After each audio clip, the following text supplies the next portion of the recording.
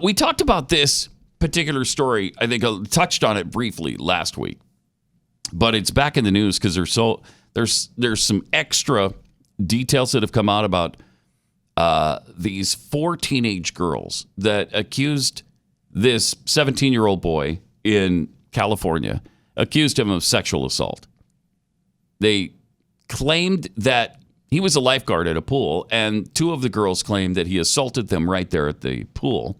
One of them backed up the other story. And then they invited him over to their house one night and lured him into the house, and then I guess treated him poorly, and he left right away. But then they claimed he sneaked into that house and sexually assaulted them there. So the kid was charged, spent time in detention in a facility, was detained at his house. He couldn't leave. He was hassled and bullied at school because the girls claimed that, he assaulted them. So they really messed with this kid's life. Wow. And then months and months and months later, they finally said, yeah, okay, we made that up. He didn't sexually assault us. Jeez. Wait, what? I thought girls didn't lie. We believe the victim. We believe the survivor. We believe the survivors. We believe the survivors. Turns out these girls weren't survivors of anything, except their own lies, because nothing happened to them about it, over it. See, that's nothing wrong. happened to them. I hate that so much. It's wrong.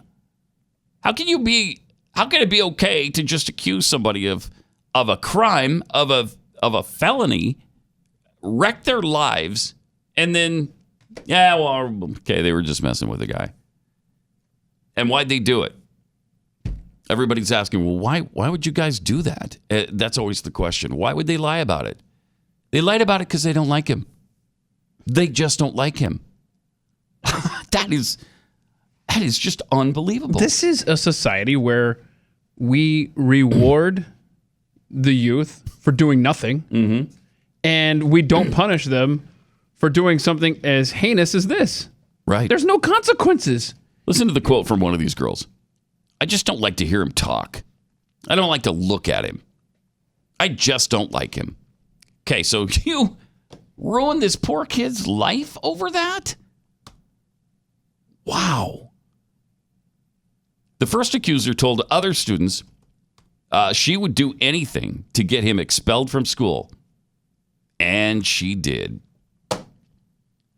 In March of last year, as I mentioned, this kid was lured over Snapchat to hang out with this one girl and her friends at the house. She was allegedly drunk when he got there, and he left because they treated him like crap. And then just after he left, they all accused him of breaking into the house and sexually assaulting her. A few days later, the first accuser was overheard coaching the second one on making false sexual assault allegations.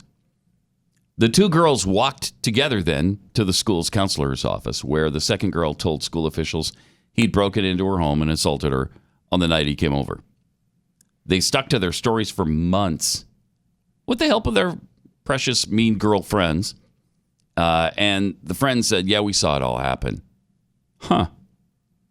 And then by the end of the summer, the scheme started to unravel, and several students came forward confessing that, and they found some Snapchat messages that they were lying.